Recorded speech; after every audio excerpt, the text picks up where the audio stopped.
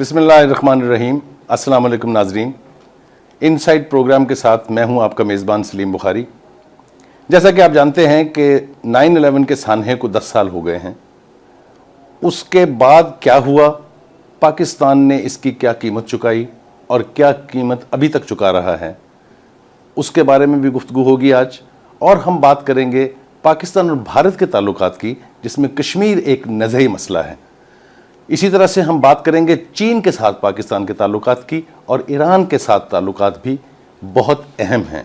ان سب موضوعات پر بات کرنے کے لیے آج ہمارے ساتھ ایک ایسی شخصیت موجود ہیں جنہوں نے ایک طویل عرصے تک، پورے 5 سالہ ٹینیور کے دوران ان سب چیزوں کو ہینڈل کیا، ان کے حوالے سے پالیسی میکنگ کی اور دنیا بھر کے لیڈروں کے سامنے بیٹھ کر پاکستان کے موقف کو آگے بڑھایا.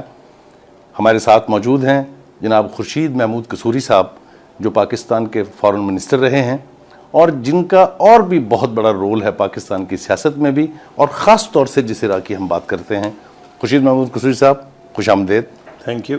سب سے پہلے میں ابتدا کروں گا کہ 9/11 کی ٹریجڈی، جو اس صدی کی سب سے بڑی ٹریجڈی قرار دی جا رہی ہے، اس کے بعد کیا ہوا، کیسے ہوا، پاکستان پر اس کے کیا اثرات ہوئے، اس پر براہ راست سوال سے پہلے میں چاہوں گا کہ آپ تھوڑی سی وضاحت فرما دیجئے کہ ہوا کیا تھا اور اس کے بعد ہمیں کس طرح سے اس کی قیمت ادا کرنی پڑی.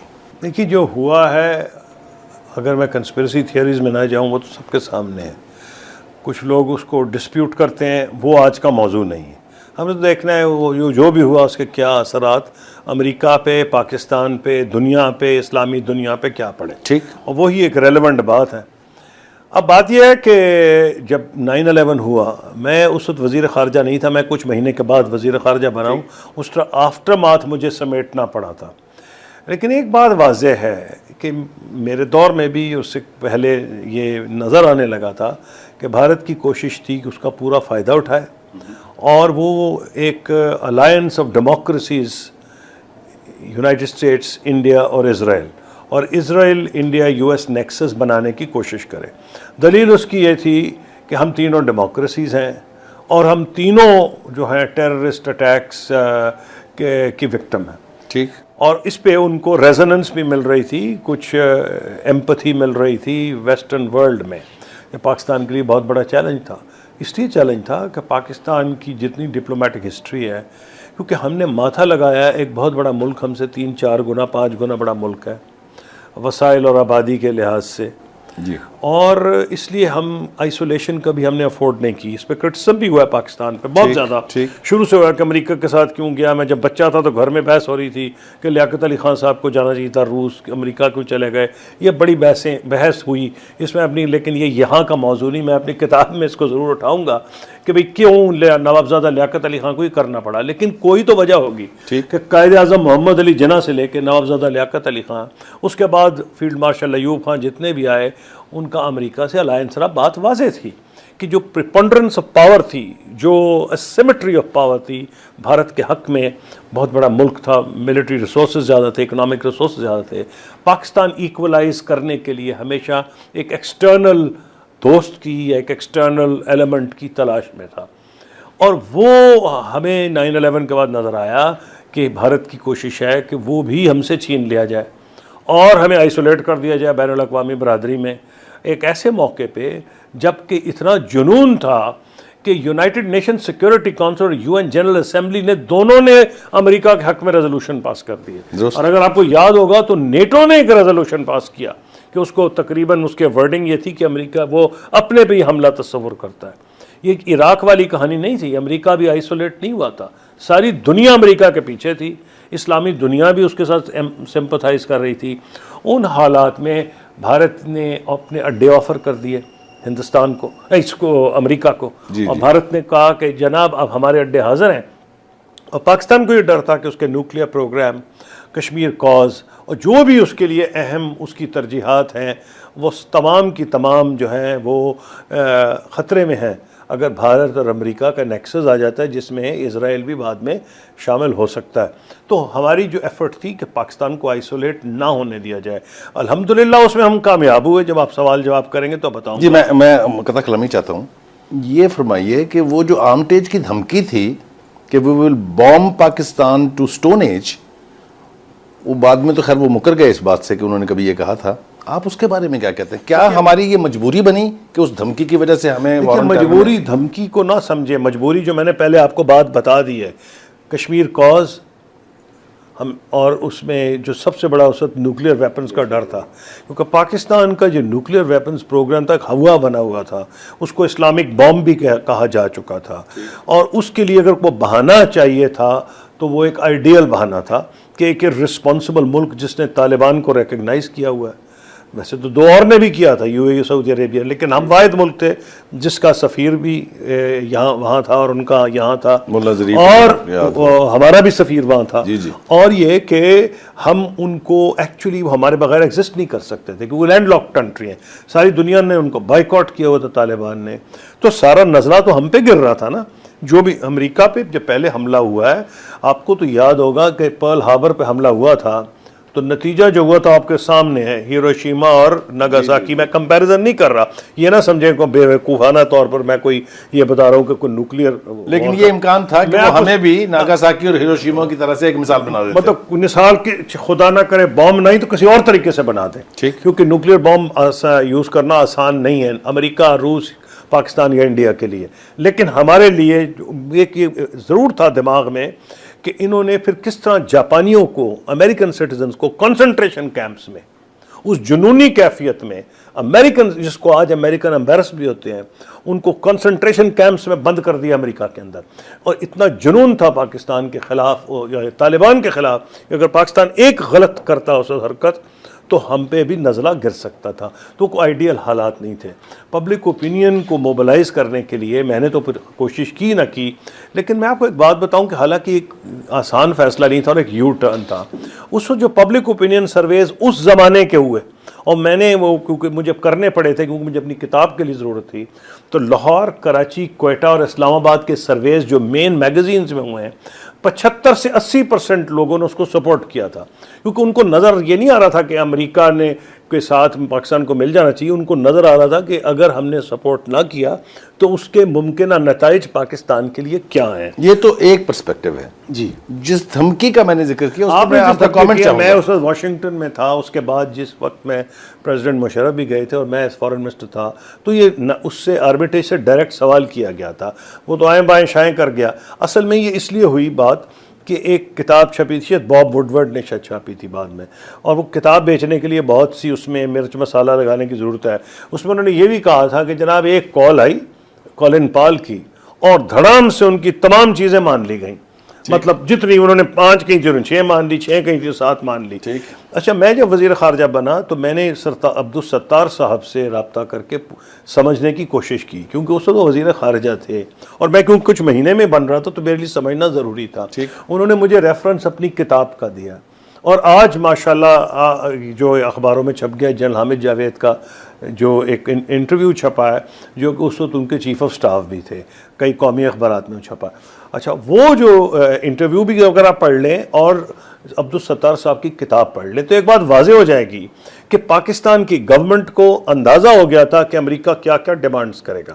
یا 1.5 دن 2 دن اس پہ متواتر میٹنگز ہوئیں, کور کمانڈرز کی بھی, کیبنٹ کی بھی, اور جو دوسرے سٹیک ہولڈرز تھے, اور انہوں نے یہ فیصلہ کیا, انہوں نے یہ پہلے تو اندازہ لگایا امریکہ مانگے گا کیا, اور یہ فیصلہ کیا کہ یہ ہم دے سکتے ہیں یا نہیں. مثلا امریکہ یہ بھی چاہتا تھا کہ امریکہ کو اوور فلائٹ رائٹس ہوں, جو حملے کرنے کر جائے. آپ کو یاد ہے کہ میاں نواز شریف صاحب کی حکومت کے دور میں کروز میزائلز گئے تھے وداؤٹ پاکستان کی گورنمنٹ سے بغیر پوچھے, اور عریبین سی سے فائر ہوئے تھے اسامہ بن لادن کے اوپر. کوئی انہوں نے یہ ضرورت نہیں گوارا کی کہ پاکستان کی حکومت کو اطلاع دے, صرف اتنا شکر کیا کہ اپنے ایک جرنیل صاحب کو بھیج دیا. جنرل جہانگیر کرامت کو یہ بتا رہے تھے کہ بھئی ہندوستان کے یہ میزائل نہیں ہے کہ ان کو ڈر تھا انڈیا پاکستان اور ریٹیلیشن نہ ہو, یہ ہمارے میزائل ہیں جو ہم اسامہ بن لادن پر یوز. قصوری صاحب بات جاری رکھتے ہیں, اس وقت ہوا ایک بریک کا. ناظرین چلتے ہیں ایک بریک کے لیے, واپس آئیں گے پھر گفتگو کو یہیں سے دوبارہ شروع کریں گے. Welcome back after the break. Kasuri صاحب, آپ سے بات ہو رہی تھی پاکستان اور امریکہ کے تعلقات کی, خاص طور سے 9/11 کے پس منظر میں. آج جو پاکستان اور امریکہ کے تعلقات ہیں, ڈرون حملے, ریمنڈ ڈیوس, ایبٹ آباد, میران بیس اور ویزے دیے جا رہے ہیں بغیر پرٹیکولرز مانگے ہوئے CIA آپریٹیوز کو. جی آپ اس کو کیسے دیکھتے ہیں؟ میں ایسے دیکھتا ہوں، کمپیریزن کر سکتا ہوں اپنے دور کا اور اب کا. ہم پہ بھی ویزاز کی ریکویسٹ آتی تھی جب میں فارن منسٹر تھا. ٹھیک. تو میں کہا تھا میرا کام نہیں ہے جی، میں انٹیریئر منسٹری سے پوچھوں گا. میں شیرپال صاحب سے پوچھتا تھا، اور مجھے پتا ہے کہ وہ کس سے پوچھتے تھے، کیونکہ اس کی وجہ یہ ہے کہ یہ معاملہ نہ تو فارن آفس کو پتا ہوتا ہے، نہ انٹیریئر منسٹری کو پتا ہے کہ بھائی انٹیریئر منسٹری کی پتا، پھر بھی ایجنسی آئی بھی ہے، لیکن جو ایکسٹرنل ایجنسیز ہیں ISI MI، ان کے پاس وہ ذرائع ہیں پتہ کرنے کے. ایک بندہ کہتا ہے کہ جی میں فلاں بندہ ہوں اور میں ڈپلومیٹک سروس کا فلانا افسر، ان کو سب پتہ ہوتا ہے کہ یہ انڈر کور ایجنٹ ہے، فلاں ہے یا کیا بندہ ہے. تو ہم لوگ تو ویزے اس طرح نہیں دیتے تھے، ہم کلیئرنس کراتے تھے اور اس کے بعد ویزے دیتے تھے. نمبر 2، ہماری جو حکومت کا اپنا جو وقار تھا وہ آپ اس چیز سے اندازہ لگائیں اور ان کا لگائیں کہ میں واشنگٹن میں تھا اور سینٹ فارن ریلیشنز کمیٹی کو بریف کرنے جا رہے تھے پریزیڈنٹ مشرف، تو میں بحیثیت وزیر خارجہ ساتھ تھا. ٹھیک. تو آپ کو میں گورنمنٹس کا آج کا جو رویہ امریکہ کا اور وہ دیکھ لیں. کانگریس میں ہم گئے تو لفٹ کھلی، لفٹ میں ہم توقع کر رہے تھے کہ سینٹ کا کوئی بندہ ہمیں آ کر ریسیو کرے گا. لفٹ کا دروازہ کھولا تو 3 بندے کھڑے تھے، سیکٹری رمسفیلڈ جن کا کوئی سینٹ سے تعلق نہیں، شاید جنرل پیٹر پیس تھے chairman joint chiefs of staff, اور ایک اور صاحب سویلین کپڑے میں، میرا خیال ہے اس وقت کے وائس ہوں گے ڈپٹی ڈیفنس منسٹر یا جو بھی. ٹھیک. اور تینوں نے سلوٹ کیا ہوا موقع میں. سویلین کپڑوں میں تو آپ کو سلوٹ کرنے کی کوئی ضرورت نہیں ہوتی. تو ہم لوگ دنگ رہ گئے کہ یہ 3 بندے یہاں کیا کر رہے ہیں. تو انہوں نے کہا یہ کہ جناب صدر، ہمیں پتہ چلا کہ آپ آئے ہوئے ہیں. ہم نے دیکھا آپ آئے ہیں اور پاکستان کے آپ صدر ہیں اور آپ کی اتنی عزت کرتے ہیں، پاکستان کی اتنی عزت کرتے ہیں، تو ہم نے سوچا کہ جب تک اپنی ہم آپ کو گڈ وشز اور اپنی نہ آپ کی خدمت میں حاضر ہو کے خود بیان کریں مناسب نہیں ہوگا. تو یعنی یہ وہ حال وہ دیکھیں. اور آج یہ ہے کہ امریکہ کا ایک ادنا نمائندہ آتا ہے، اس کے ساتھ پریزیڈنٹ صاحب بھی کھڑے ہو کے پریس کانفرنس کر لیتے ہیں. تو بہت بڑا فائدہ تھا. ہماری اکانومی جو تھی بہت بہتر تھی. ہمارے دیکھیے نا GDP گروتھ کچھ سالوں میں 8.6% ہوئی ہے as against 9% by China. Second highest growth ہماری hardly 2% now. جی سیکنڈ ہائیسٹ گروتھ ریٹ دنیا میں پاکستان کا تھا. N11 میں ہمارا نام آ گیا تھا، یعنی N11 نیکسٹ ایمرجنگ اکانومیز. اس سے پہلے انڈیا، برازیل، رشیا، چائنا کا نام آیا تھا. اور آج کا پاکستان دیکھ، ایک الزام یہ ہے اس وقت کی حکومت پر کہ انہوں نے ڈرون حملوں کی اجازت دی. اس کا تو سب سے بڑا میں مشکور ہوں جو ہے پرائم منسٹر گیلانی صاحب. انہوں نے تو مسئلہ کلیئر کر دیا. انہوں نے ان سے سوال پوچھا کہ انہوں نے کہا جی نہیں کوئی اجازت نہیں دی تھی. ہم نے تو ہمارے دور میں صرف سرویلنس کی اجازت تھی، کیونکہ ہم چاہتے تھے کہ ہمارے پاس رسائی نہیں تھی پہاڑوں میں کہ کون لوگ کہاں چھپے ہوئے ہیں. تو مجھے تو مزید وضاحت کی ضرورت نہیں، لیکن میں وضاحت پھر بھی کیوں کر سوال پوچھا تو اس میں ایڈ کر دوں گا. ایک تو پرائم منسٹر گیلانی نے مکمل طور پر کہہ دیا ہے کہ حملے کی کوئی اجازت نہیں تھی، صرف سرویلنس فوٹوگرافی کی تھی تاکہ ہمارے ساتھ بھی انٹیلیجنس شیئر کی جا سکے. جو پوزیشن تھی آپ مقابلہ کر لیں. ہمارے دور میں ایفرٹ ایک امریکنز نے کی تھی، میں خیال انگور اڈا یا پتہ نہیں کس جگہ پہ بھول گیا، اور ہم نے اتنا زبردست احتجاج کیا تھا. امریکن امبیسڈر کو بلایا فارن آفس میں. اگر ہم نے پہلے ہی ہماری انڈرسٹینڈنگ ہوئی ہوتی تو کس طریقے سے ہم اس کو بلا سکتے تھے. اور ہمارے دور میں اگر آپ کمپیریزن کریں تو 5-6 ہو گئے ہوں گے. اب تو میرا خیال گنا ہی نہیں جا سکتا. لیکن ایئر بیسز تو دیے آپ کی حکومت. ہاں ایئر بیسز کے اوپر بھی جو میں آپ کو عبدالستار صاحب کی کتاب کا ذکر کر رہا تھا کہ امریکہ نے ایک تو کہا کہ ہمیں اور فلائٹ رائٹس دی جائیں. جب آپ نے بریک سے پہلے مجھ سے بات کی تھی، ساتھ انہوں نے ایئر بیسز فلاں بھی دے دو، فلاں بھی دے دو، فلاں بھی دے دو. تو انہوں نے فلاں تو نہیں دیے. انہوں نے لاجسٹیکل سپورٹ کے لیے انہوں نے شمسی اور ایک آدھ اور دیا، لیکن ایئر کوریڈورز جو مانگ رہے تھے ان کو وہ نہیں دی گئیں. تو میں یہ سمجھتا ہوں کہ نسبتاً جو پوزیشن تھی وہ آج کے حالات میں تو نسبتاً کیا کوئی نسبت ہے ہی کوئی نہیں. بہت قصوری صاحب اگر ریمنڈ ڈیوس آپ کے وقت میں پکڑا جاتا تو کیا یہی کچھ ہوتا جو آج پہلی بات یہ اگر ہمارے وقت میں ریمنڈ ڈیوس کے پکڑے جانے کا سوال اس لیے بہت کم تھا اس کی توقع یا پاسبلٹی کہ ریمنڈ ڈیوس کو ویزا نہ ملتا، کیونکہ ہم ویزے جو تھے اپنی مرضی سے نہیں دیتے تھے. اب تو ماشاءاللہ واشنگٹن اور دبئی سے بھی ویزے مل رہے ہیں. اب تو یہاں ریفر بھی نہیں کرتے. ہاں جی ہاں، پاکستان کو ریفر بھی نہیں ہوتا ہے. تو دبئی سے بھی ویزے مل رہے ہیں نا. تو ہمارے دور میں تو اس لیے چانس نہ ہوتا کہ پہلے کلیئرنس ہوتی تھی کہ ایک بندہ کہتا مجھے ویزا چاہیے، وہ ambassador of Pakistan foreign office کو کہتا تھا، اور کوئی امپورٹنٹ چیز ہوتی تھی تو مجھ سے ڈائریکٹ اگر ایمبیسڈر کو بھائی بات کر لے یا ایمبیسڈر امریکہ کا بھی کرے تو میں شیرپور صاحب کو ریفر کرتا تھا. وہ انٹیریئر منسٹر تھے اور نیچرلی وہ پوچھتے تھے ایجنسی سے. قصوری صاحب اب حالات تو آپ کے سامنے ہیں, یہ فرمائیے کہ اس وقت اس حکومت کو امریکہ سے ڈیل کرنے کے لیے کیا کرنا چاہیے, کیا پوسچر, کیا پالیسی ہونی چاہیے؟ پہلی چیز تو یہ ہے جی, ان کی بارگننگ پوزیشن زیرو ہے. اکانومی تباہ ہو چکی ہے, آئی ایم ایف پہ ڈپینڈنٹ ہے. کراچی کے جو حالات ہیں وہ ساری دنیا میں ایک کو پتہ نہیں اس طرح ایک ذکر کی ہوتا ہے کہ دل بندے کا دکھتا ہے کہ جیسے پتہ نہیں کیوس کی ایک سٹیٹ ہے وہاں. تو ایسی آپ کی اکانومی, آپ کی جو ہے بجلی گھر سارے بند پڑے ہوئے ہیں.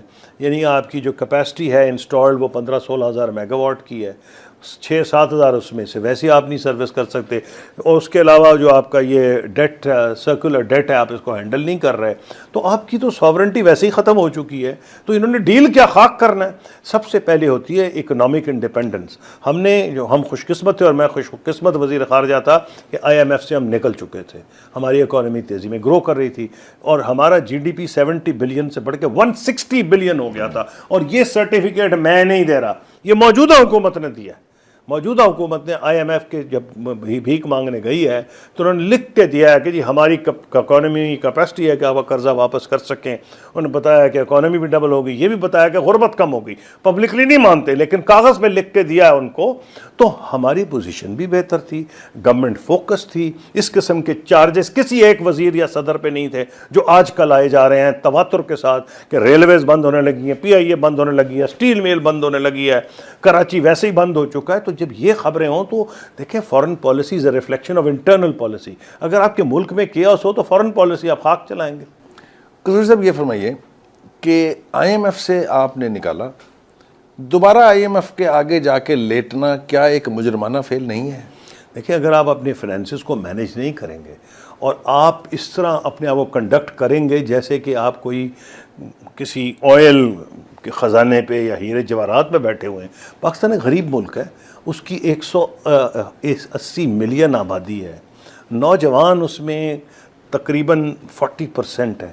ان کی اتنی ایکسپیکٹیشنز ہیں, ان کی اتنی ڈیمانڈز ہیں, اور جس قسم کے ہم فضول خرچیاں کر رہے ہیں تو اس کا نتیجہ کیا تھا؟ پھر کارخانے آپ کے بند ہو رہے ہیں, فلائٹ آف کیپٹل ہو رہا ہے, آپ تو فورن کیپٹل کو رو رہے ہیں. ہمارے دور میں اپارٹ فرام دس $5 بلین کی روڈ شوز لگے تھے فار پرائیویٹائزیشن. اور اگر وہ جو اکنامک کرائسس دنیا میں آیا ہماری حکومت گرنے کے بعد, انڈیا بس بچ گیا نا, چائنا بچا نہ بچا, بنگلہ دیش بھی بچ گیا. ہم تو آسانی سے بچ جاتے کیونکہ ہمارے پاس تو $5 بلین اور آ جاتے. انہوں نے تو وہ بھی بند کر دیے جو ہم نے دور میں کر رہے تھے, اور معیشت کا انہوں نے بھٹا بٹھا دیا. تو نتیجہ یہ ہے کہ آج ہر چیز میں آج صدر صاحب نے ڈیمانڈ کی ہوئی, یونائٹڈ نیشنز کو ریکویسٹ کیا ہے. امریکہ کی امداد کے بغیر پاکستان سروائیو کر سکتا ہے؟ جی ہاں کر سکتا ہے, اگر ہم اپنے کو بہتر مینیج کریں. اگر آپ مینیج نہیں کریں گے تو پھر تو آپ کو مصیبت ہوگی. اگر آپ نے نہ اکانومی چلنے دینی ہے, جو کراچی جو آپ کا ہارٹ تھراب ہے, آپ کہہ رہے ہیں اکانومی کا لائف بلڈ ہے کراچی, جو آپ نے اس کا حشر کر دیا ہے, تو آپ کیا اکانومی چلائیں گے؟ آپ کا تو فورن کیپٹل چھوڑیں, آپ کا تو اپنا کیپٹل جو ہے باہر پڑا ہوا ہے. اب لوگ پاکستان میں کیا کاروبار کرتے ہیں؟ Buying and selling, commercial activity. آپ زندہ ہیں اپنے ہارڈ ورکنگ ایگریکلچرسٹ کے زور پہ, نہیں تو جہاں جہاں گورنمنٹ کا اثر ہے, کیونکہ ایگریکلچر بچے وہاں گورنمنٹ پالیسی کا نسبتاً کم عمل دخل ہے, محنت کرتا ہے, اللہ تعالیٰ نے بارش دی ہے, اوپر سے سورج ہو جاتا ہے, تو آپ کی نہیں تو آپ کا تو برا حال ہو جاتا اگر یہ کوئی انڈسٹریل اکانومی ہوتی. آپ تو شکر کریں کہ آپ انڈسٹریل اکانومی نہیں ہے, لیکن جو آپ کی انڈسٹری تھی اس کا بھٹا بیٹھ گیا. پاکستان کا نیوکلیر پروگرام جسے آپ نے بقول آپ کے بھی بقول صدر مشرف کے بھی بہت محفوظ ہاتھوں میں, ایک اچھا strong effective command and control authority بنا کے چھوڑا تھا, آج بھی اتنا ہی محفوظ ہیں؟ ہاں وہ ہوگا, وہ مجھے اس لیے اندازہ ہے وہ کیونکہ اس میں ان کے کم عمل دخل ہے خوش قسمتی سے. وہ جو نیشنل کمانڈ اتھارٹی ہے اس کا میں وائس چیئرمین تھا, ایک one of the two committees. ایک کمیٹی کے وائس چیئرمین تھے, chairman joint chiefs of staff, ایک ایز فارن منسٹر میں تھا. وہ مجھے کوئی خطرہ نہیں, وہ مجھے نہیں, وہ انشاءاللہ تعالیٰ وہ صحیح رہے گا. اور یہ پاکستان کو کریڈٹ جاتا ہے کہ مختلف حکومتوں میں پاکستان کی ریلیشن شپ وتھ چائنا اور نیوکلیر پروگرام, اس پہ کوئی کمپرومائز نہیں. چائنا پر جانے سے پہلے میرے خیال سے بھارت کی تھوڑی سی بات ہو جائے. جی ہاں, کشمیر ایک نزعی مسئلہ ہے, پچھلے 60 سال سے ہے. یونائٹڈ نیشنز کی 2 ریزولوشن پاس کی ہوئی اور لوگوں کو تو یہ بہت بعد میں ادراک ہوا کہ وہ ریزولوشن بھی انڈیا نے موو کی تھی جس کے اوپر سیکورٹی کونسل پنڈت نہرو نے کی. تو آج ہم کہاں کھڑے ہیں؟ آپ یہ بتائیے کہ جو 4 نکاتی فارمولا دیا تھا مشرف صاحب نے، اس کا پس منظر کیا تھا اور بھارت کی قیادت کس حد تک آ گئی تھی کشمیر کے حوالے سے؟ اس کا پس منظر یہ تھا کہ ہمیں ایک بات کا اندازہ تھا کہ جنگیں تو ہو چکی ہیں، 5 جنگیں ہوئی ہیں، 3 نہیں، 2 اب رن آف کچھ اور کارگل گن لیں تو 5 جنگیں ہوئی ہیں. جنگ میں جو ہے نا سیز فائر لائن اور صرف یہی فرق ہے کہ سیز فائر لائن جو ہے لائن آف کنٹرول بن گئی ہے. ٹھیک. کوئی ہم تبدیلی نہیں کر سکے. یا تو ہوتا نا کہ جنگ کے ذریعے نہ انڈیا کر سکا. تو اب پوزیشن یہ آ گئی تھی کہ کشمیریوں کی جو نئی جنریشن پیدا ہو رہی تھی ان کا ویسے ہی پاکستان سے نسبتاً رشتہ جو ہے کم ہوتا جا رہا تھا. ایک نئی نسل آباد ہو گئی تھی. پاکستان کے لیے ایک ضروری بات تھی کہ کوئی بھی حل کشمیر کا جو ممکنہ ہے اس کو اگر کشمیری رد کر دیں تو پاکستانی کبھی اس کو ایکسیپٹ نہیں کریں گے. اگر ہم کہنا جی بڑا اچھا ہم نے حل دیا ہے اور کشمیر کی قیادت رد کر دے تو ایکسیپٹ نہیں ہو سکتی. تو پہلا کام ہم نے یہ کیا کہ یہ بات پہلی دفعہ سامنے آئی کہ کشمیریوں کو مذاکرات کا حصہ بنانا چاہیے. مجھے یاد ہے جی. تو مذاکرات کا حصہ تو ہم بالکل کیسے بنانا چاہیے، لیکن ہم ایک کمپرومائز یہ اچیو کیا کہ ابھی وہ ان کو ٹیبل پہ نہیں بٹھاتے تھے، لیکن انہوں نے اجازت دے دی ہمارے پریشر میں کہ وہاں کی یہاں آئے، پاکستان آئے، ہمارے لوگ وہاں گئے کہ ان کا انڈائریکٹ نیگوشیشن شروع ہو جائے. مظفر آباد میں بھی بات کرتے تھے، وہ اسلام آباد میں بھی بات کرتے تھے، ہمارے لوگ دلی میں بھی بات کرتے تھے، سری نگر میں بھی بات کرتے تھے. لیکن میں نے اس کے علاوہ یہ بھی کیا اور ہمارے جو کانٹیکٹس ہوئے کشمیریوں کے ساتھ یہاں دلی میں اور 3rd کنٹریز میں، تاکہ ان کی سیکریسی قائم رہے اور کشمیری کھل کے ہم سے بات کر سکیں اور ان کی ہمیں اصلی ڈیمانڈ سمجھ آ جائے، تاکہ ہمیں یہ پتا ہو کہ اگر ہم ڈیمانڈ کچھ ایک پروپوزل لے کے آتے ہیں، کل ہی ریجیکٹ کر دیں ویلی والے، تو ہم تو کہیں کھڑے ہو جائیں گے، کہیں کے بھی نہیں رہیں گے کہ ہم پاکستان کے عوام کو خاک بیچیں گے. تو پہلے تو انٹینسو ڈیبیٹ، انٹینسو ٹاکس، اور اس میں ہم اس نتیجے پہنچے. اس میں یہ نہیں کہ سارے ایک ہی پہ، میر وائز عمر فاروق کی اور یہ جو شبیر شاہ صاحب اور JKLF کے جو صدر ہیں ان کی پوزیشن اور دوسرے لوگوں کی جو ہے سلائٹ زیادہ فیوریبل تھی. جیلانی صاحب ابھی اتنے حق میں نہیں تھے، حالانکہ انہوں نے بھی جب واجپئی صاحب کا نے ڈیکلریشن سائن کیا ہے جوائنٹ اسٹیٹمنٹ 6 جنوری کا، اس کو انہوں نے ویلکم کیا. لیکن by and large it is fair to say کہ جیلانی صاحب واز ناٹ آن بورڈ. لیکن other than that most Kashmiri leadership جو تھی وہ آن بورڈ تھی. اور اس میں ہم نے دیکھا وہ چاہتے کیا ہیں. وہ ایک اول تو بھارت کی فوج سے تنگ تھے، تو ہمیں کہتے تھے پرائیویٹلی بھائی جب تک فوج سے ہماری جان نہیں چھڑاتے تو بیکار ہے. نمبر 2 ان کو یہ ڈر تھا کہ انڈین گورنمنٹ، خاص طور پہ BJP کی کچھ حکومتوں نے کوشش کی کہ ان کا سٹیٹس ایک آرڈنری انڈین سٹیٹ کی لیول پہ لایا جائے، اور ان کا ایک اسپیشل سٹیٹس تھا جو شیخ عبداللہ نے نیگوشیٹ کیا. تو فرسٹ اسٹیپ انہوں نے کہا یہ ہونا چاہیے کہ ہم آرڈنری انڈین سٹیٹ کی لیول پہ نہ رہیں، ہمارا جو اسپیشل سٹیٹس تھا وہ بحال ہونا چاہیے. تیسری چیز یہ تھی کہ کیونکہ انڈیا کہتا تھا کہ بارڈر کوئی چینج نہیں ہوں گے، اور ہم یہ سمجھتے تھے کہ اگر بارڈر چینج نہیں ہونے تو بارڈر رہنا ہی نہیں چاہیے، at least as far as Kashmiris are concerned. Now no passport, no visa. اور نمبر 2 ہمیں یہ ڈر تھا چلو کشمیری تو خوش ہو جائیں گے لیکن پاکستانیوں کو کیسے راضی کریں گے، کیونکہ انڈیا پھر یہ کہے گا کہ جی ہم نے تو دیکھو اسٹیٹس کو منوا لیا ہے. اسٹیٹس کو ماننے کے لیے ہماری پبلک بائی اینڈ لارج تیار نہیں تھی. تو ہمیں کوئی ایسا ایلیمنٹ انٹروڈیوس کرنا تھا جس میں اسٹیٹس کو تبدیل ہوتا، اور اس میں ہم نے یہ کیا کہ جوائنٹ میکنزم کا سسٹم لے کے آئے جس کے اندر انڈینز، پاکستانیز اور کشمیریز کچھ ایشوز پہ، کشمیریز دونوں اطراف کے، اور اس میں انڈین پاکستانی کی پریزنس ان سم فارم. اور وہ جو ہے اس میں کئی کو 17-18 سبجیکٹس تھے، education, pilgrimage, trade, commerce, most important water management, کیونکہ پاکستان. سوری صاحب اس پر واپس آتے ہیں. یہ آبی ٹیررزم جو ہے، جو واٹر ٹیررزم ہے، اس پر بات کریں گے. ایک بریک کا وقت ہوا ہے ناظرین، چلتے ہیں بریک کے لیے. واپس آئیں گے تو پاکستان بھارت کے حوالے سے جو بات چیت ہو رہی ہے اس کو آگے بڑھائیں.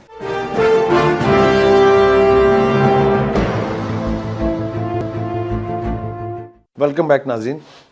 بریک پر جانے سے پہلے بات ہو رہی تھی پاکستان اور بھارت کے تعلقات کی، اور کشمیر کے حوالے سے ہم نے بات کی کسوری صاحب سے.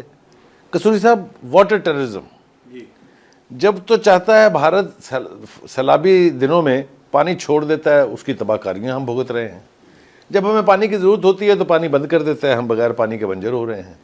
ہماری حکومت نے اپنا ہر کیس ہار دیا. کشن گنگا بگلیار ڈیم کے بارے میں جو کچھ ہوا وہ آپ کے سامنے ہے. یہ جو واٹر ٹیررزم ہے جس کے حوالے سے باہر کے ایکسپرٹ تو یہ کہتے ہیں کہ اس کے اوپر جنگ ہو سکتی ہے باقاعدہ دو ملکوں کے بیچ, آپ کیسے دیکھتے ہیں اس کو؟ دیکھیے سر, کچھ لوگ نہیں کہتے, سینٹ کی جو ایک کمیٹی ہے یونائٹڈ اسٹیٹس سینٹ کی, اس نے کہا ہے کہ پاکستان اور بھارت کے درمیان اگر پانی کے تنازع کو مینیج نہ کیا گیا تو جنگ کا خطرہ ہے. جان برسکو جو کہ ہارورڈ یونیورسٹی کی لیڈنگ اتھارٹی ہیں اس کے اوپر, انہوں نے بھی اس پہ کامنٹ کیا. دیکھیے اس میں نیت کی ضرورت ہے.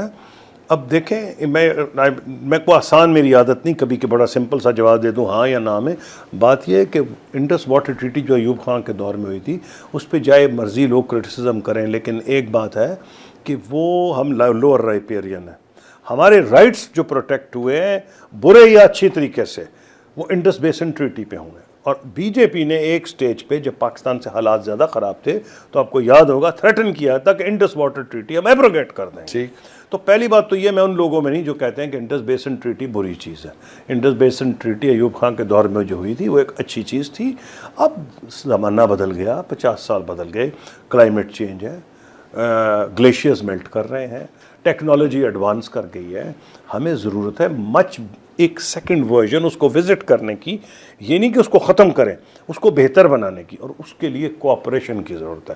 جب تک پاکستان انڈیا کوآپریشن نہیں ہو سکتا, کیونکہ میں آپ سے اگلا سوال پوچھوں گا کہ سپوزنگ نہیں تو کشمیر پہ آپ 5 جنگیں تو کر چکے ہیں, تو کیا حل ہے آپ کے پاس؟ اب حل یہی ہے کہ انڈیا کو بھی پاکستان سے جنگ نہیں سوٹ کرتی, ہمیں تو نہیں کرتی پر ان کو بھی نہیں سوٹ کرتی.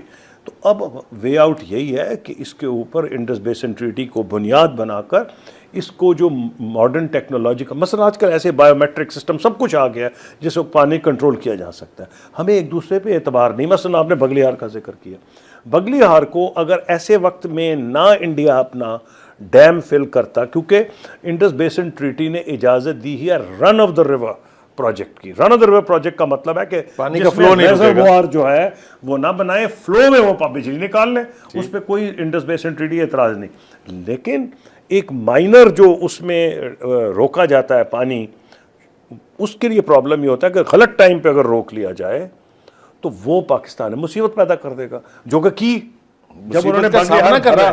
اور اس لیے اگر پاکستان انڈیا اس میں ایک کوآپریٹو میکنزم بنائے تو یہ نہیں ہوگا. اور یہ ہندوستان میں بھی میں نے جا کے ان کو سینسٹائز کیا. جب میں فارن منسٹر تھا, میں نے کہا ہمارے دیہات میں لوگ لڑ پڑتے ہیں جان مار کی پانی کے اوپر, تو اس کے لیے ہمیں کوئی میکنزم ڈیوائز کرنا چاہیے پاکستان انڈیا کو. وہ لیکن آپ سمجھتے ہیں کہ پاکستان کی اس وقت کی حکومت اس حوالے سے کوئی سیریس کام کر رہی ہے؟ پاکستان کی حکومت تو اس لیے بھی سیریس کام نہیں کر سکتی کہ جو ہم نے وکیل بھی رکھے ہوئے تھے انہوں نے تو وہ بھی بغیر ریسرچ کے بدل دیے, جو بدل کے جو نتیجہ نکلا ہے جو میں آپ کہہ رہا ہوں. اس لیے یہ کوئی کسی چیز پہ فوکس تو کرتے نہیں ہیں. میں جو آپ کو کہہ رہا تھا کہ اس کے لیے ضرورت ہے کہ ایک اسٹرانگ گورنمنٹ پاکستان میں ہو, فوکس گورنمنٹ ہو, اور بھارت سے نیگوشیٹ کرے, اور پاکستان دنیا میں آئسولیٹ نہ ہو. اس معاملے پہ دنیا ہمیں سپورٹ کرے گی کیونکہ ہم لوور رائپیرین ہیں, اور ہمارے rights protect even before Indus basin treaty there was some international treaties جس میں لوور رائپیرین کے رائٹس کو پروٹیکٹ کیا گیا. قصوری صاحب, اب چلتے ہیں آپ کی حکومت کا ایک اور, چاہے اس کو آپ کارنامہ کہہ لیجئے, چاہے آپ اس کو چینج آف پالیسی کہہ لیجئے. آپ کے وزیر اعظم شوکت عزیز صاحب نے لک ٹو دا ایسٹ پالیسی کی بات کی تھی جی, اور پھر ہوا بھی یہ کہ تھوڑی سی ہماری توجہ جو ہے وہ چین کی طرف گئی, ہم نے مغرب کی طرف سے تھوڑا سا رخ جو ہے وہ چینج کیا. آپ اس پالیسی کا آج بھی دفاع کریں گے, اور کیا آپ سمجھتے ہیں کہ reliable time tested friend Pakistan کا صرف چائنا ہے؟ دیکھیں میں آپ کو ایک بات بتاؤں, ایک چیز ہمیں چیریٹیبل ہونا چاہیے پاکستانیوں کو, کیونکہ ہم ہر حکومت میں ہماری عادت ہے ہم دوسروں کو کرٹیسائز کرتے ہیں. یہ ایک ایسا ایشو ہے, چائنا سے ریلیشن شپ اور نیوکلیر پروگرام کسی گورنمنٹ نے کمپرومائز نہیں کیا. یہ ایوب خان کے دور میں شروع ہوا تھا, بھٹو صاحب اس کو آگے لے کے گئے تھے, اور ہر حکومت نے کوشش کی ہے اپنے تئیں جو ہمارے میں جان تھی. میں آپ کو بھی گنوا دیتا ہوں, JF-17 تھنڈر جہاز پی ایف کا, فریگیٹس, یہ میں کو ہوائی باتیں نہیں کر رہا, جو اب فزیکلی ہمارے استعمال میں اور وہ آپ کے سامنے آ گئے. اس کے علاوہ وہ تصویر پیچھے لگی ہے جو ہماری سیٹلائٹ ٹیکنالوجی ہے. میں پہلا فارنر ہوں جو prime minister of China Wen Jiabao نے مجھے کہا کہ قصوری صاحب پہلے آپ غیر ملکی ہیں جن کو ہم اپنی سینسٹیو اسپیس فیسلٹی میں لے جائیں گے. اور وہ یہ سینٹر جو والی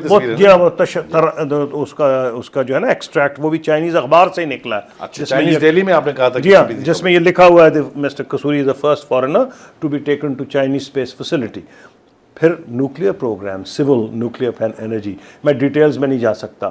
آپ کے لگ رہے ہیں نا آگے چشمہ پہ کتنے پروجیکٹس لگ چکے ہیں اور وہ لگتے رہیں گے. 2 کمیشن ہو گئے, تیسرا لگ رہا ہے, اور بھی لگیں گے.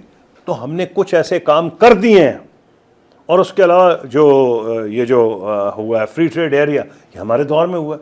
ہم نے اس کو مزید مستحکم کیا. کیوں کیا؟ ہمیں ڈر تھا کہ ہم یہ ہمیشہ کہہ کے بڑے خوش ہوتے ہیں, friendship higher than Himalayas, deeper than oceans, water sweeter than honey. اب ایک نئی جنریشن چین میں پیدا ہو رہی ہے, اس کو اس کے علاوہ بھی ضرورت ہے. بھارت سے بہت متاثر ہے, آئی ٹی میں بھارت بہت آگے ہے, میوزک میں, سافٹ پاور میں بھارت آگے ہے. ہمیں کچھ کرنا پڑے گا. وہ 2 چیزیں ہم نے کی. ایک یوتھ ایکسچینج پروگرامز کا ہم نے انیشیٹ کیا, اور ایک ہم نے یہی جو ہے کہ اکنامک انٹیگریشن چائنا کے ساتھ ہو. ہمارے دور میں فرام $1.3 بلین جو ٹریڈ تھا went up to beyond $5.5 billion, 400% increase ہوا. اب تو خیر اور بڑھ گیا ہوگا, خدا کرے بڑھ گیا ہو. مجھے یہ توقع تھی ہماری حکومت ہوتی تو ہم نے 15 بلین کا ٹارگیٹ دیا تھا ان دا نیکسٹ 3-4 ایئرس. تو ہم نے تو پوری کوشش. صاحب یہ بتائیے, چائنا میں بھی کئی دفعہ گیا ہوں, آپ کے ساتھ بھی گیا تھا, آپ کو یاد ہوگا. جی جی, یہ کنوکشن ہے ایک وہاں گراس روٹ لیول پر کہ Pakistan is a friend, Pakistan is a brother, Pakistan is important for us. اس کی وجہ آپ مجھے سم اپ کر دیں گے ہمارے ناظرین کے لیے کہ انہیں پتہ چلے. میں بلکہ نہ صرف سم اپ کروں گا, پہلے آپ کو سپورٹ کروں گا اپنے ذاتی مشاہدے سے. جب میں وزیر خارجہ نہیں تھا, جب کسی کو نہیں پتا تھا چین میں گیا ہانگ کانگ سے مجھے لے گئے وہاں شینزن, جو ایک حیرت انگیز ڈیولپمنٹ ہے کہ دیکھتے ہی دیکھتے ہانگ کانگ کے برابر شہر انہوں نے ادھر پیدا کر دیا. میں ایک دکان میں چلا گیا, کوئی چیز, وہاں کسی کو انگریزی نہیں آتی تھی, ایک بندے کو پکڑ کے لایا, اس نے کہا فرام ویئر, مشکل سے میں نے کہا پاکستان, اس نے کہا فرینڈ. تو یہ صرف حکومتی لیول کی بات نہیں ہے, یہ عوامی لیول پہ بھی ہے. اس کی وجہ یہ ہے کہ ہر آڑے وقت میں, اور یہ ادھر بھی یہاں دیکھیں جب امریکہ نے چین کو آئسولیٹ کیا ہوا تھا, پاکستان کی, اس میں کہتا ہوں حکومتوں کو سب کو گالیاں نہیں دینی چاہیے, انہوں نے کوئی اچھے کام بھی کیے ہیں. کہ یہ جو چائنا سے ریلیشن شپ ہے, ایوب خان پہ بڑا پریشر تھا, وہ فرینڈ ناٹ ماسٹر جو کتاب لکھی گئی ہے چائنا سے اوپننگ ہے, یہ امریکنوں کو پسند تو نہیں آئی تھی, لیکن اس کو آگے چلایا گیا اس چیز کو, اور ہر حکومت نے چلایا, اس پہ کوئی استثنا نہیں. اس میں بینظیر بھٹو صاحبہ بھی تھیں, ذوالفقار علی بھٹو صاحب بھی تھے, مشرف صاحب بھی تھے, یہ ضیاء الحق صاحب بھی تھے. کہ یہ ایک ایسا ایشو ہے جس کے اوپر سکسیسو گورنمنٹ جو ہے, پاکستان کی خوش قسمتی ہے. ٹھیک, کہ جہاں میں آپ کو ایک سبق اور سیکھیے اس سے, آپ ہماری گورنمنٹ میں کیا, ہمارے ملک کیا ہوتا ہے, یہ آپ نے پالیسی بنائی 5 سال, اگلی گورنمنٹ آ کے تباہ کر دے گی, آپ کی انڈسٹری پھر پیچھے چلی گئی. جہاں آپ نے نہیں کیا وہ 2 چیزیں ہیں, چائنا, نیوکلیر پروگرام, اور جواب آپ کے سامنے, دونوں ہی سلامت, دونوں آپ کے سامنے. قصوری صاحب, سعودی عرب سے ہمارے تعلقات ہمیشہ سے بہت اچھے رہے ہیں, آج بھی بہت اچھے ہیں. یو اے ای سے ہمارے تعلقات بہت اچھے رہے ہیں. ایران کے ساتھ تعلقات میں ذرا کبھی کوئی تھوڑی بہت اونچ نیچ ہوتی رہی ہے.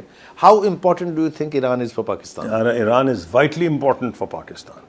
اس کی وجہ یہ ہے کہ Afghanistan has a definite and immediate bearing on Pakistan security. Afghanistan کا فوری طور پر پاکستان کی اسٹیبلٹی سیکورٹی پہ اثر پڑتا ہے. ایک ایسا ملک ہے پاکستان کے علاوہ جو افغانستان کو ڈائریکٹلی متاثر کرتا ہے, وہ ایران. اگر ایران اور پاکستان کی انڈرسٹینڈنگ نہ ہوئی افغانستان کے فیوچر پہ, تو کوئی امن نہیں ہو سکتا افغانستان میں. اور اگر افغانستان میں امن نہ ہو تو پاکستان میں بھی نہیں ہوگا, خاکم بدہن.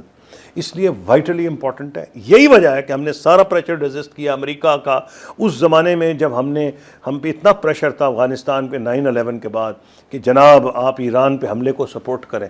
ہم نے نہیں کیا. خوش قسمتی سے وکی لیکس نے ثابت کر دیا کہ میں نے امریکن گورنمنٹ کو وارن کیا کہ حملہ مت کرنا تم ایران کے اوپر. ابھی تو لوگ ڈرتے پھرتے ہیں کہ وکی لیکس میں میرا نام آیا ہے. 3 دفعہ نام آیا میرا, اور تینوں دفعہ الحمدللہ وہی جو میں پرائیویٹلی کہا ہے وہی میں نے پبلکلی کہا ہے. ایران سے قربت کی خاطر امریکہ اور نیٹو کی فورسز نے بلوچستان میں لینڈ ٹروپس اتارنے کی درخواست کی تھی پاکستان سے. آپ میں کچھ چیزیں ذکر نہیں کرنا چاہتا, میں صرف آپ کو اتنا کہوں گا کہ ایرانی ہمیں ہمیشہ یہ کہتے رہتے تھے کہ یار یہ جند اللہ جو ہے اس کے پیچھے کچھ اور قوتیں ہیں. ہم نے ایک موقع پہ ان کے ساتھ بندوں کو اریسٹ کیا, ان کو ہینڈ اوور بھی کر دیا تھا. میں اس سے زیادہ نہیں کہوں گا, صرف یہ آپ کو بتاؤں گا چھوٹا سا واقعہ, آپ اندازہ خود کر لیں کہ تمام پریشرز کے کہ یہ گیس پائپ لائن نہ بنے, میں ڈٹرمنٹ تھا کہ بنے گی. میں جب گیا ایران تو پریزیڈنٹ احمدی نژاد تہران میں نہیں تھے. تو ٹھیک ہے کوئی بات نہیں, میں ہیڈ آف اسٹیٹ تو نہیں ہوں, میں فورن منسٹر کو مل کے واپس آ سکتا تھا, وائس پریزیڈنٹ کو مل کے آ سکتا تھا. انہوں نے اسپیشل طیارہ بھیجا خرم شہر کہ اس کو لے کے آؤ. میں خرم شہر گیا ان کے جہاز میں, پرائیویٹ ایئر کرافٹ میں. میں حیران کہ کیوں. انہوں نے کہا میں نے تمہیں اس لیے بلایا ہے کہ تم بڑی کوشش کر رہے تھے پائپ لائن کی, میں تمہیں خوشخبری دینا چاہتا ہوں کہ اگلے 3-4 ہفتے میں مشرف کو اور منموہن سنگھ کو تہران بناؤں گا تاکہ یہ پائپ لائن ایگریمنٹ سائن ہو سکے. قصوری صاحب کافی سیر ہو گئی انٹرنیشنل ورلڈ کی. جی جی, بریک کا وقت ہے, بریک پہ چلتے ہیں, واپس آئیں گے تو پاکستان کے حالات ضرور کے حوالے سے کریں آپ سے جی گفتگو ہوگی. ناظرین چلتے ہیں ایک بریک کے لیے. قصوری صاحب یہ فرمائیے, آپ کا خاندان تو ایک پرانا سیاسی خاندان ہے, آپ کے دادا بھی سیاستدان تھے, پھر آپ کے والد صاحب کا تو کوئی بھول ہی نہیں سکتا. ان کا پاکستان کے آئین میں جو متفق کا واحد آئین ہے ملک کا, اس کا سٹرکچر سارا انہوں نے کھڑا کیا تھا. پھر آپ کا اپنا رول ہے. یہ بتائیے کراچی کے معاملے میں جو آج کراچی کی صورتحال ہے, کتنا درد محسوس کرتے ہیں آپ اپنے دل میں؟ اتنا درد جتنا آپ کہیں اس سے زیادہ. اس کی وجہ یہ کہ مجھے یہ نظر آ رہا ہے کہ کوئی اور چیز پاکستان کو ڈیسٹیبلائز کرے نہ کرے. آپ کا واحد پورٹ ہے, آدھے سے زیادہ ٹیکسز وہاں جنریٹ ہوتے ہیں. پاکستان کا کوئی بھی دشمن پہلا وار کراچی پہ کرے گا. تو کیا میں یہ سمجھوں کہ آپ یہ کہہ رہے ہیں کہ وہاں جو کچھ ہو رہا ہے اس میں فورن ہینڈز بھی رول آؤٹ نہیں کیا جا سکتا؟ میں تو اپنے آپ کو بلیم کروں گا. دیکھیں فورنر نے تو جو کرنا ہے کرنا ہے, آپ کے خلاف جس نے بھی ہے, میں وہ آسان راستہ کبھی نہیں ڈھونڈتا. میں تو اپنے کو بلیم کروں گا. کیا یہ بات مخفی ہے کہ ہماری سیاسی جماعتوں نے آرمڈ غنڈے پیدا کیے ہوئے ہیں, آرمڈ گینگز رکھے ہوئے ہیں؟ یہ کوئی سیاست ہے؟ اور تینوں برسرے اقتدار جماعتیں جو اس کو آپ سیاست کہیں گے کہ جس ایک بندہ ایک کی لسٹ دے دیتا ہے کہ اس نے اس کے بندے مرڈر کرتے ہیں, ڈرل ہول کرتے ہیں, گردنیں کاٹتے ہیں, دوسرا بندہ دوسرے کی دے سکتا ہے. JIT تینوں کی آپ کر کے دیکھ لیں.